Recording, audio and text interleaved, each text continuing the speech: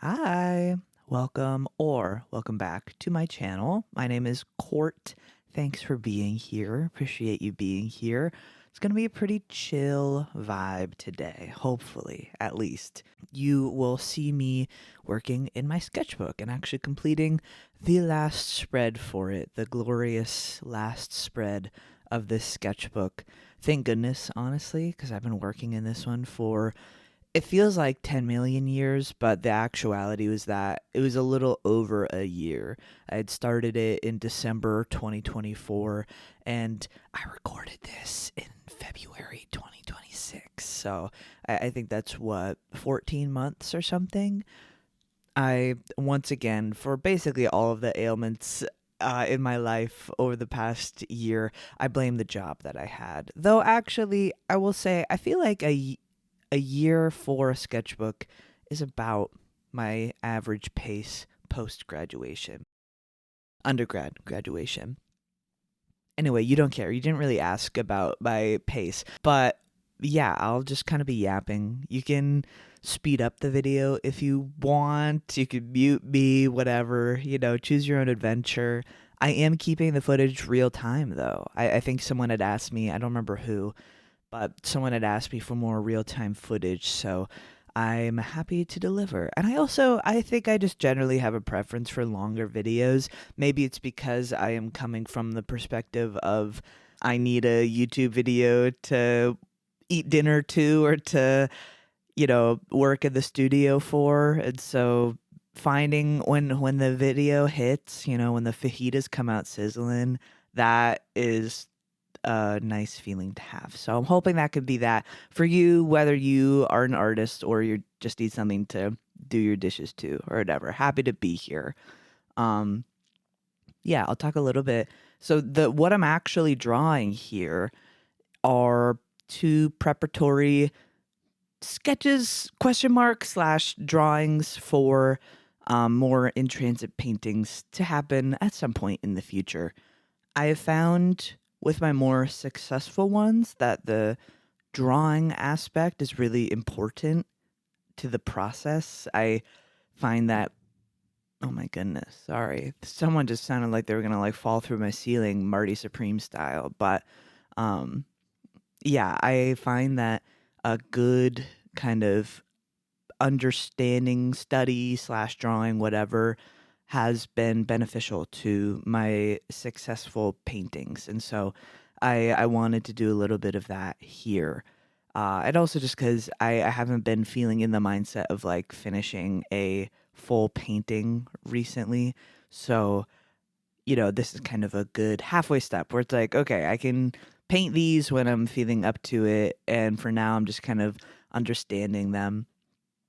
Usually I've just done like either pencil or some kind of like binary tool of choice like a pen or something where it's either inked or it's just, negative space. For these, I decided to grab my paint markers since I wanted to actually get the full value range in there because that is something that I've found that I can struggle with sometimes when I'm not thinking about it ahead of time. I'll like get the drawing really good, and then when it actually comes to like doing the colors, I'm like, hold on, I haven't seen color at all in my life ever. And so having a good value range can make basically any color work.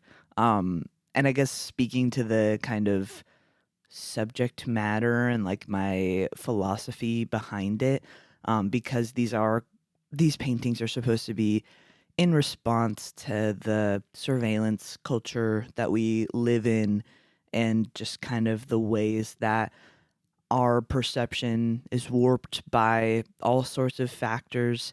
I find, or I guess I want to ensure that I'm not just like copying a photo. Like, I want there to be some kind of reason or merit behind actually turning it into a painting. And so, if I can remove myself from the literal colors of whoever I was seeing, I think that's a good way to do it. And so, yeah, I'm using a mix of acrylic markers here. I got some new Poscas fairly recently. I still have some from like the original set that I got in 2020 or whenever I got those. But for the most part, actually, it might have been 2019 shutters.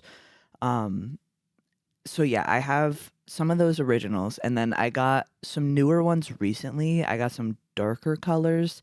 I think there's like either like a jewel or like there's some kind of set that has a bunch of like dark ones.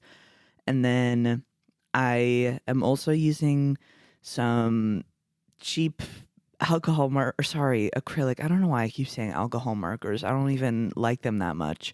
Um, but some cheaper acrylic markers that I just got on Amazon. Boo.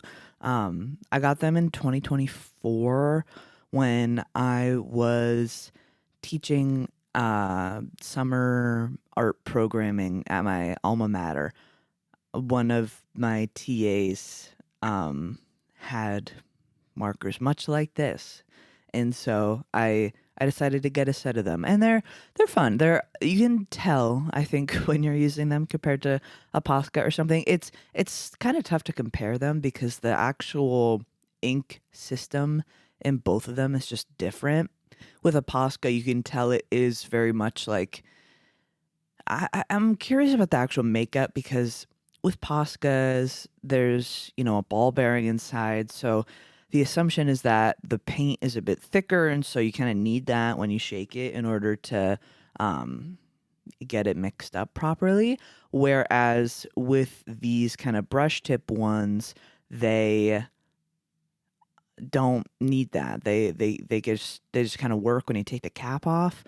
And I think that's probably because the paint is a little bit thinner.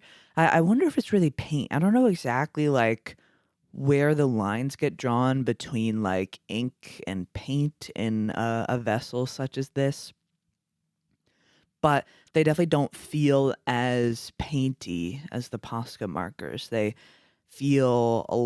dry down pretty quick and they're just generally a bit drier, which is useful in its own right.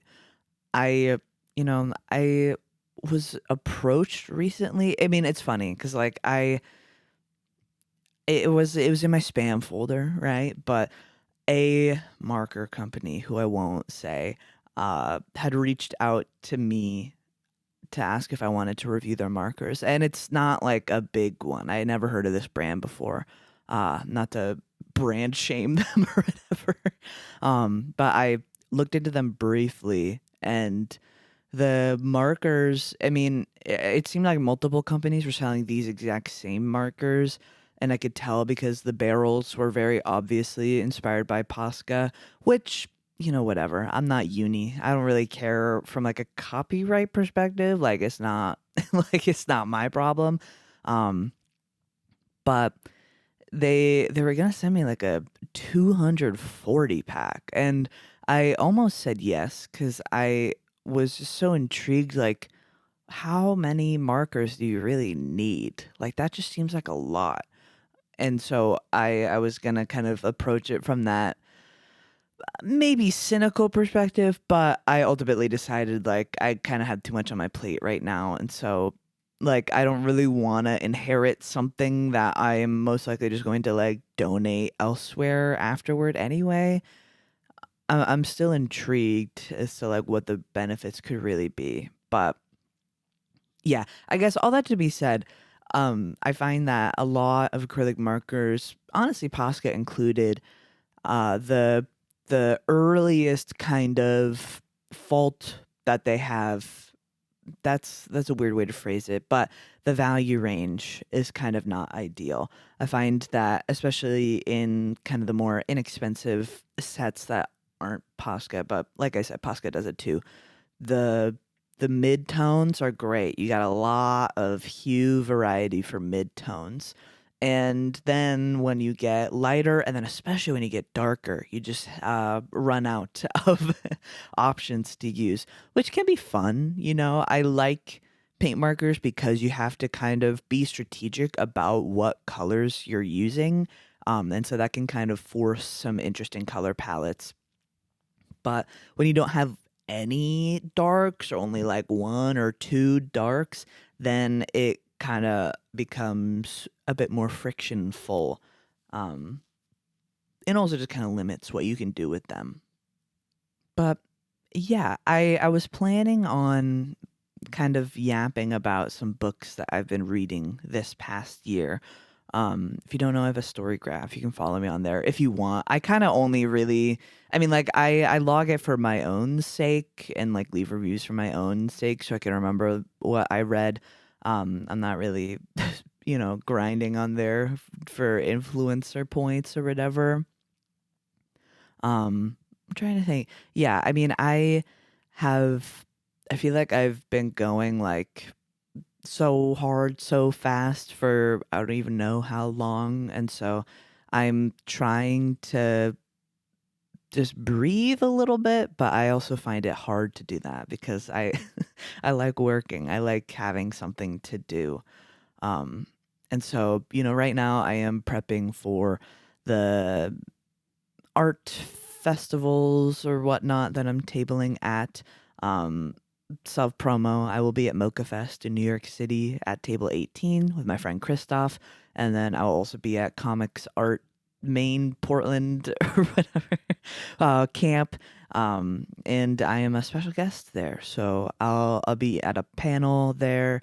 It should be fun. But yeah, I'm prepping for that. I am planning on making a video of some sort with some, studio vlog footage and whatnot. I always want to make vlogs when I go to stuff like that. Like, I wanted to do it for MICE of 2023, and I recorded some stuff, and then when I got there, I was too busy. And then I also wanted to do it for this past MICE in December of 2025, and I recorded some stuff for it, but I just don't think I have the vlogger's temperament. Like, I just don't think it's me. Um, yeah, especially because, like, you know, I'm not gonna tell other people what they can and can't do. I feel very awkward trying to film people in public or film myself in public. Maybe it's just because I feel awkward in public in general. So adding like that kind of friction makes it even scarier for me. But yeah, I don't know. I just don't know if I can ever really do that. So I'm just not going to pretend like I'm going to vlog at Mocha. Maybe I'll record some footage. I don't know. But otherwise, I'm just going to try to, live it up and sell some stuff. But yeah, basically, I was working on Saints Row Girls Volume 1, which very thankfully hit its Kickstarter. If any of you watching backed it, thank you so, so much. Giving you hugs. And so those books are off to the printer and everything's getting made right now. So now I'm just kind of waiting for it to get back to me. Part of me is worried that they're not going to get to me in time for Mocha Fest, but I'm knocking on wood. I think it'll actually be okay. But you know me, the worrier. Um, and yeah, so I've had a lot of stuff going on, and so I'm trying to just find time to just breathe a little bit. I don't need to be going at a mile a minute, even though anytime I don't, it feels like I'm immediately slipping backward, which is not good. Obviously, don't recommend it if you haven't, if you aren't already there. Don't start. So yeah, yeah, I mean, I a lot of my thoughts currently are about grad school, just because I have heard back from everything, and I believe I know what I'm doing, but the actual reality of doing it is a little daunting. But like I feel like I've said this in like every video I've made this year, but I will be making a dedicated video about the grad school stuff, so I won't talk your ear off about it here. Let me open my story graph so that way I can tell you about the books I've been reading. I've thought about trying to pivot a little bit into being like a booktube guy, but I also don't really know if I have that temperament in me. I do read at like a fairly decent clip, or at least I have been last year and this year. But yeah, I don't know. I think I'm worried about like monetizing another hobby that I have. I just had to pause for a moment, so apologies if I sound completely different. But yeah, I'm pulling up my story graph. I also wanted to address slash mention if you see the brace on my hand and you're like, oh my God, what happened? Are you okay? I believe I was just wearing it this day because, I've mentioned it in some other videos, but I have some kind of chronic pain issues, smiley face, which include thumb slash wrist slash elbow slash shoulder, basically the whole body. But yeah, this brace, I find it more so when I'm using a brush, but there's something about the way I hold it where it really affects my thumb and the kind of not tendon, but the nerve that kind of runs down the outside of my thumb across my wrist and into my forearm. And so this brace in particular makes it so that way I have to kind of hold it differently in a more kind way to me and my body. So yeah, it's more so a preventative thing here just to try not to like make the pain worse. But I'm fine. I'm trying to work on it, but the human body. I'm gonna go over the books that I've read. So the first one that I finished this year was The Harrowing Game by, I believe, Antoine Ravoy. I don't know how they say their name, but this is a graphic novel.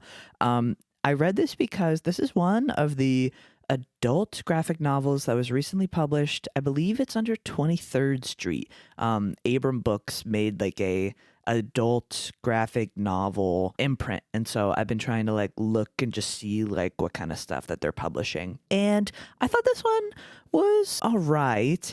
I didn't love it, to be honest.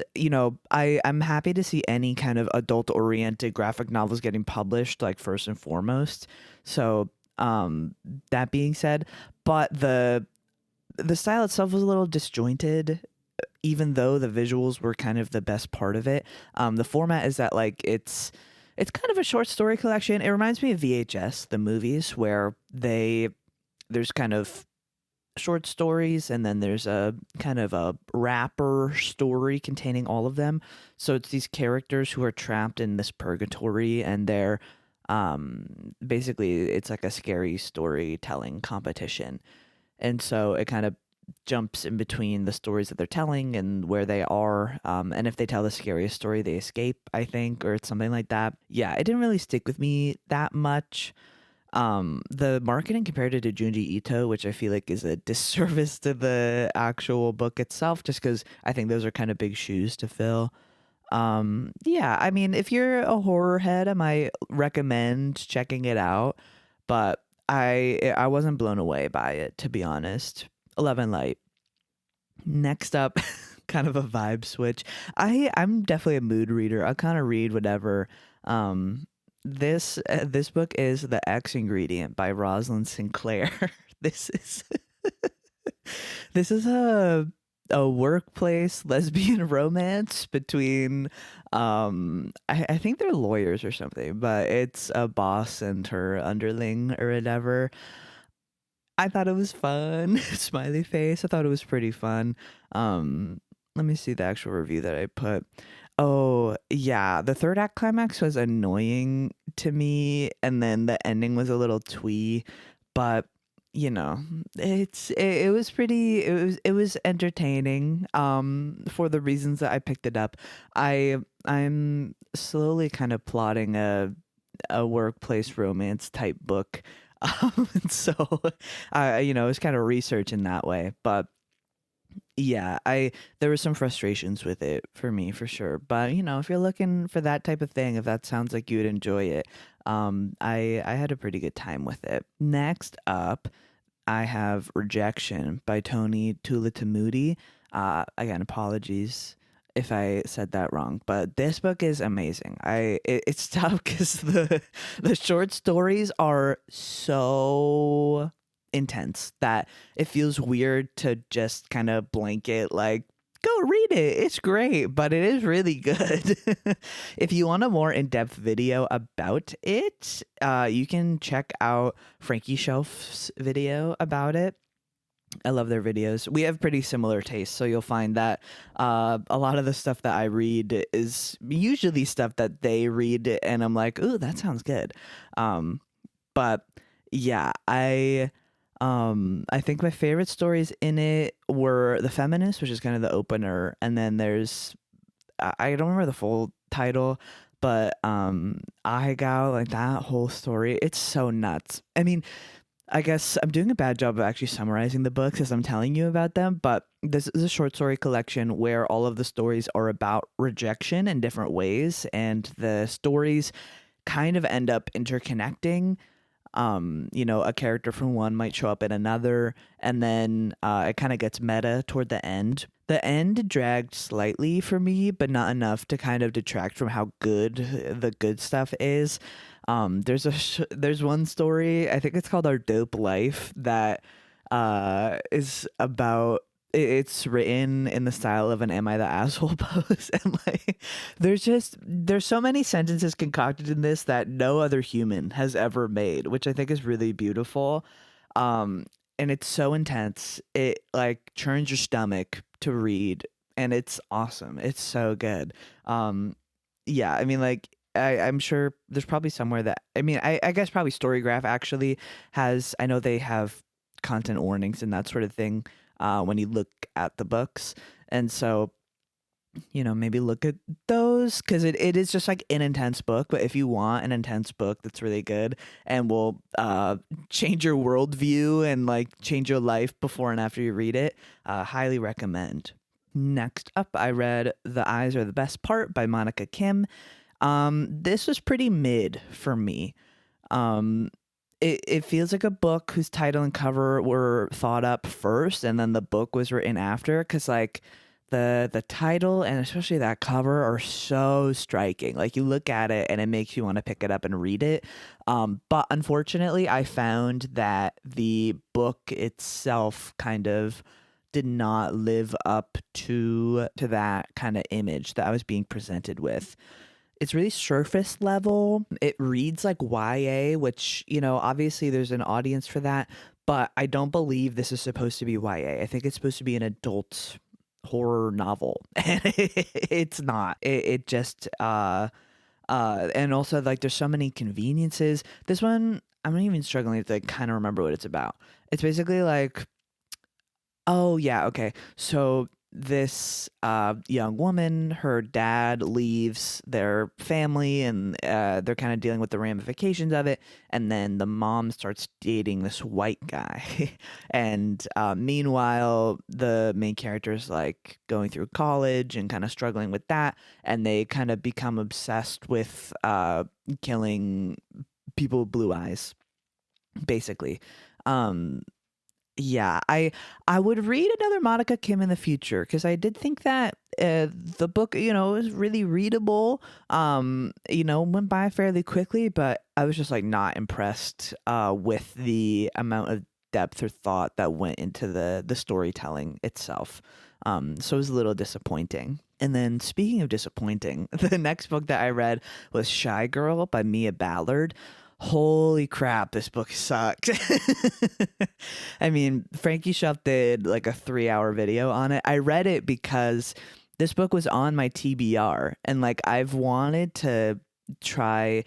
I floated, and this is kind of the prototype for it, but I've thought about starting a series called Sketch and Book where I could talk about books while I'm working in my sketchbook. Let me know if you'd like more of that.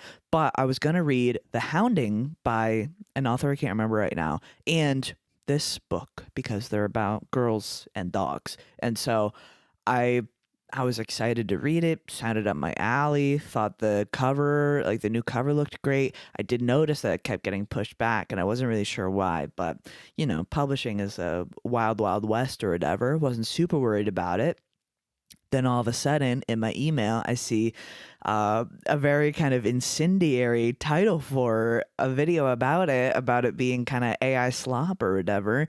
And I was like, what? Really? And so then I, found a copy of it and I read it myself. And yeah, it blows. I'm not going to say one way or the other if it's it seems AI assisted at the very least. The amount of repetition is mind numbing. It is like it, everything is sharp, everything hums, everything is a feeling you can't name. It's all visceral and like it's so bad. It's supposed to be about a woman with OCD who gets into see, it's tough, right? Because the copy, it makes it sound more like secretary-ish than it is, where like she gets into an arrangement with a guy where um basically she or he wants her to be his dog. And so, she lives in a cage or whatever. But it's very much like a thriller. Like it's not actually like a pet play type situation. Like he's just like looking for women to abuse. And so it takes like 45% to even get to that point. Like there's so much noodling around. The OCD is so caricaturish, it's insulting. Like I don't think I have OCD. We could get into it, I guess, but it's dropped and picked back up when the author needs it to be there. It's so boring and also so gratuitous. It markets itself as like some feminist work, but it is so anti-feminist. It's crazy. Like, I'm sorry. I just don't think that like a woman killing the guy at the end, feminist rage, like undoes the amount of misogyny of like just seeing a woman get tortured for like, the other 50% of the book. And it's weird about fat people. It's weird about unhoused people. There's this character named Turtle. Like, I don't know. It's just really bad. Don't freaking read it. Would not recommend. And then in contrast, I read Blankets by Craig Thompson. This is one of those kind of like load bearing graphic novels. I'm struggling to think of a better term, but basically like the ones that they talk about a lot as being good. I'm currently TAing for a comics class, and so you'll notice I've been reading a fair amount of graphic novels just for my own enrichment. And this was really lovely. This is it's a coming of age. It's like a memoir about Craig and his kind of young adulthood, going from child to kind of like into high school. Actually, I don't think they get into like college age. So I think it's like kind of end of high school. It's about him and his brother, and then also him and his kind of first love that he meets at a church camp. It's also about religion for sure, and the kind of ways that it, kind of constricts people and those kind of worldviews. And yeah, it's just really, it's beautifully drawn. I'm guessing he probably used like, sable brush. It's like all real inks. It's also massive. Storygraph is saying it's like almost 600 pages, which I guess I could believe. And yeah, it's just really thoughtful and beautiful. There's a little bit of like manic pixie dream girling with the girly with the I'm forgetting her name. Yeah, it's just really beautiful. I would recommend like at least flipping through it and kind of seeing the way it's laid out. The lettering is also really great. I am kind of a lettering snob in comics, more so in stuff that I'm reading versus stuff I'm making, I guess. But if the lettering isn't good, I don't want to read it. But the lettering in this is really great. And so yeah, I would recommend if you are a comic maker or want to just start reading more graphic novels, this one's a good one and one that's talked about frequently for a reason. Then in a similar vein, I read Make Me a Woman by Vanessa Davis.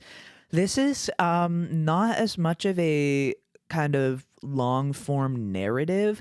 These are more so diary comics about Vanessa's life, and so I honestly don't think I can't remember if it's presented chronologically or not. It might kind of jump all over the place timeline wise. Yeah, there's some kind of more like there's some passages where it's maybe like 6 pages of a connected story, and then there's others where it's more so just like a compilation of 1 page or kind of 2 page spread drawings.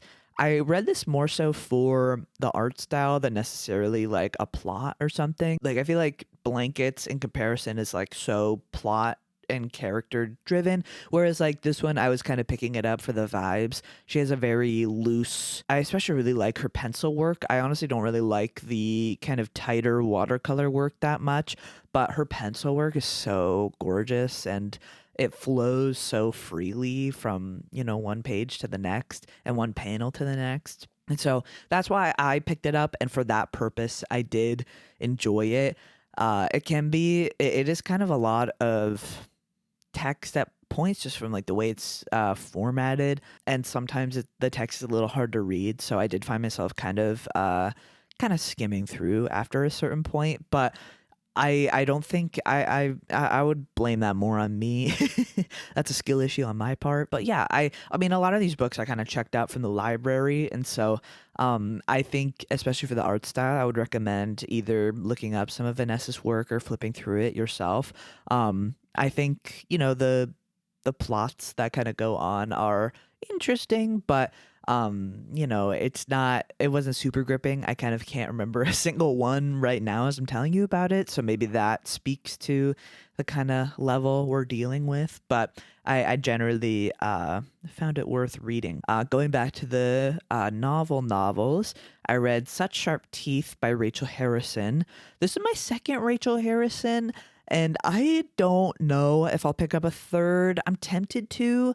There's one with like a house on the cover that I'm thinking of that she published recently that sounded intriguing, but I read So Thirsty by her as well, and I don't know if I love a like genre aware horror story about like someone becoming a vampire or someone becoming a werewolf. Like I just maybe think it's a taste issue on my part and not even necessarily the quality of the book itself. I just really find it hard to resonate with the way it's written and the characters themselves, just like the voice of it. I find a little bit repulsive is a strong word, but in the way that like magnets, it's repellent maybe, the way that like magnets repel each other. And yeah, it's a little twee, it's a little saccharine. It's just like not. I don't know. If I'm reading like a horror book, I want it to kind of go there, and I feel like between So Thirsty, which is the vampire one, and then Such Sharp Teeth, which is a werewolf story, it just never really like goes there. And so I think it's more so a taste issue for me. So yeah, I gave this like a 3-star rating. It's kind of it reads quickly, which is nice, but you know, I think sometimes it's nice when it doesn't have to be quick reading. Then I read Wendy, Master of Art, which is actually like the sequel one, but it's the more easy accessible one, at least in like a library system or my library system. This is a graphic novel by Walter Scott. I love these comics. I think they're really fun. They're very lighthearted. Wendy is just kind of a hot mess. She's like a fine artist. And so in this one, she's going to grad school. And so it was kind of, homework on my part because that is most likely going to be my trajectory. I don't know why I say most likely. It is going to be my trajectory. Yeah, it's just really funny. Like, I just think that the way that Walter draws is really charming, and like the actual stories themselves are funny. There's one kind of it's an overarching narrative, but I think it was kind of like made piecemeal. So like there would be like a 6-page story and then a 6-page story and then like a 8-page story or like something like that. There's one that's about doing the reading that I think is it's so universal, so relatable. But yeah, I would take 10 million Wendy comics. I love her. Then I read Beneath the Trees Where Nobody Sees by Patrick Horvath. This is a compilation because I think it was published in more like standard US comic book, and then this is like the omnibus of it. but this was awesome. This is about a small town where there's this girly who's a bear who occasionally goes into the big city and kills some people. But then and she does it in the city so that way it doesn't disrupt her kind of small town life. But then killings start happening in the small town. And so she needs to kind of figure out who's doing it in order to preserve her kind of anonymity in the secret life that she's leaving or living rather. And yeah, I really enjoyed this. I think the art is really charming.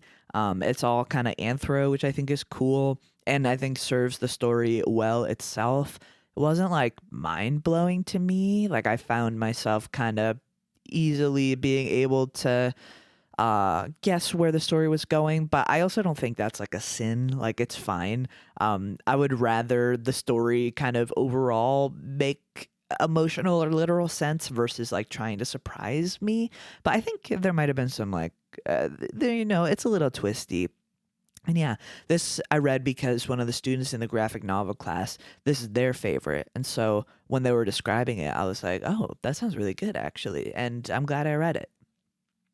Then I read Heaven, West Virginia, which is by my friend Ravi Texera. Again, I've actually never heard them say their name, so I don't know if I'm saying that right. I'm so sorry, Ravi. But yeah, I feel weird about like giving a review of this because I bought it to support my friend, and I know how much hell that they've been through to get this book published. It's not my story to tell, so I won't go into detail. But basically, I am just so happy for them that it's like out in the universe. It wasn't my favorite graphic novel, to be honest, but I think that's honestly because of how much like turmoil behind the scenes that they went through to actually make it. So I'm happy it's out. I'm happy to have it on my bookshelf, and I'm also excited to see more of what they do in the future. Next, I read What Hunger by Catherine Dang. This is kind of similar to The Eyes Are the Best Part by Monica Kim. It's more kind of the meditations on, girlhood and kind of that kind of coming of age. And then also, I think in this one, like she starts having a craving for like raw meat. So it kind of has that raw 2016 element to it. This one was also meh. I found kind of like The Eyes Are the Best Part that it had some intrigue to it, and then it didn't really deliver in exactly the way that I wanted it to. Yeah, I'm struggling to kind of remember like really I know the brother that she has is kind of a big part of it, and then also it does deal with her going through some things with the guys in her school. Yeah, I wished it was better. I really like the cover. I mean, the cover's kind of controversial because it's fruit, and she doesn't eat a single piece of fruit in the whole thing. It's about her wanting meat, but I like the way that the cover looks, so I'm willing to look past it. But yeah, kind of meh. I gave it a 2.75. Very forgettable, unfortunately. But I would probably read another book by this author again. Then I read the original Wendy. So this is like before her grad school arc, and this is just her kind of trying to make it as an artist. And again, just really, really fun. Funny, fast paced. Then I finished reading Understanding Comics by Scott McCloud. This is kind of the comic Bible for a reason. I've read it before. I was rereading it because we were kind of teaching it as part of the Intro to Comics class. And yeah, it's just really good. I find I get new stuff from it every time that I read it. Like this time I noticed that he doesn't have a neckline, which is annoying, but also, I mean, yeah, it's, there's a book that he made called Making Comics, which kind of goes more into the literal making of comics, but this one is great even if you don't want to make them and you just want to kind of understand them more from a reader perspective. I think it's really valuable in the ways that it talks about time and pacing and text and image and style. Like, it is really valuable, and it's highly recommended often for a reason. It is just that girl. Then I read This One Summer by Mariko Tamaki. This is a very kind of acclaimed YA graphic novel. It was kind of more adult than I was expecting it to be. I wasn't really sure exactly, what was going to be happening in it. But basically, it's about these two girls whose families kind of summer at.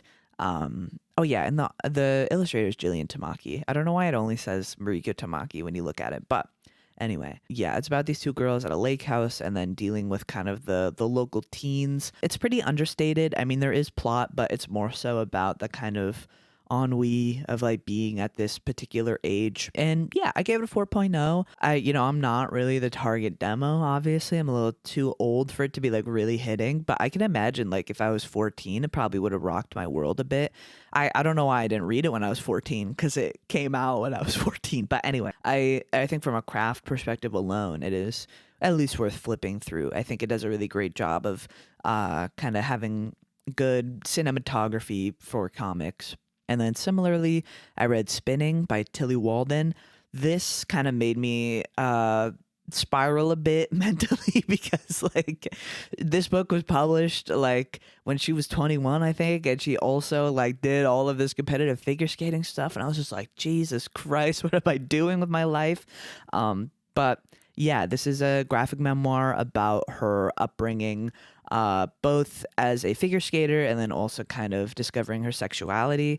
And I think it's just really well done. I would definitely recommend it. Then I read Pizza Girl by Jean Kyung Fraser. This is a kind of weird lit book about a a young woman who's pregnant who is working at a pizza shop, and then she develops this infatuation with this mom who orders from the pizza shop for her son. She asks her to put like pickles on the pizza, and then it kind of goes from there. I really love this book. This is kind of a book that's right up my alley. I love it when two weirdos kind of become obsessed with each other. Yeah, I kind of don't want to say more than that, but I think like if the premise sounds interesting to you, I would recommend reading it, especially because it's really short. Then I read Creep, a love story by Emma von Straten. This is a story about a cleaner who becomes obsessed with the owner of the apartment that she's cleaning. This was awesome. Again, very similarly, a book that's right up my alley. The main character kind of hit close to home, which I was not expecting. And yeah, the prose is very challenging. I would say like if you're a more like casual reader, it might be a bit of a block to actually get into it. But yeah, the voice is very kind of specific and flowery, which I really enjoyed once I was kind of in the flow of it. And yeah, I really quite enjoyed that one. Then I read First Time Caller by B.K. Borison. This is a romance book about a guy who hosts a radio show about like relationship advice. And then the female lead character's daughter calls into the show trying to set her mom up for something, and it kind of goes from there.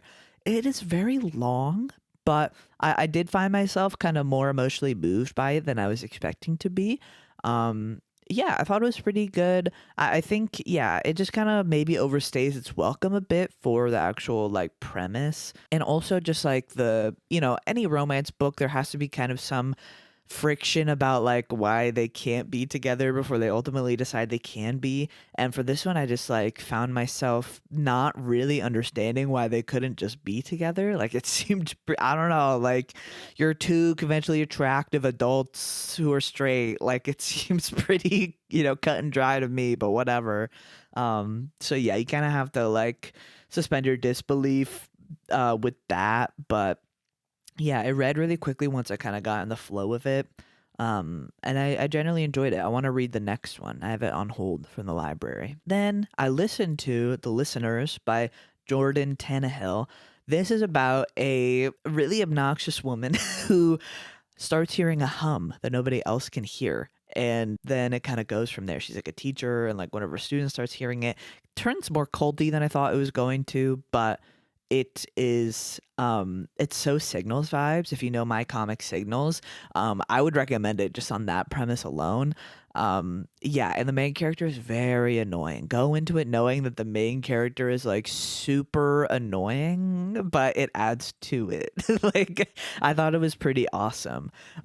Like subjectively, I feel like it's a 4 objectively. I feel like it's more of like a 3.5. And then lastly, I read Leather and Lark, which is the second book in like the Butcher and Blackbird series. This one's like an arranged marriage sort of thing. I I like their dynamic. I appreciate any story that isn't just like dom guy and sub girl or whatever. So I like a woman who can like stand up for herself a little more, and a guy who likes that. Yeah, I don't know. The kind of world building in these kind of dark romance books always kind of breaks my suspension of disbelief. I just like it's not as egregious as like Lights Out to me, where like as soon as the mafia stuff starts happening, my eyes glaze over. But yeah, I mean, I thought it was better than it was going to be. Um, the first one is like very horny. This one doesn't feel as horny, which is obviously like I mean the sex scenes, they go for it, I guess. But yeah, I like Lachlan, the male main character, more than Rowan. Um, yeah, the as a sequel to Butcher and Blackbird, I think from a tone perspective, it doesn't make a lot of sense. I'm interested to see the third one just to see like how I feel about the series as a whole. But I think I did find this one more palatable than Butcher and Blackbird. Um, it's just because like the first one is just really it's obnoxious, which is like fine, but anyway, that's it for this video. We are like at the end. I'm over time as I'm recording the voiceover, but thank you so much for watching. Let me know if you'd like me to talk more about books or if you'd like me to talk about other stuff instead. I will do a sketchbook tour for this soon, so be on the lookout for that. But otherwise, feel free to like, comment, subscribe, hit the notification bell, all that jazz, and I'll see you next time.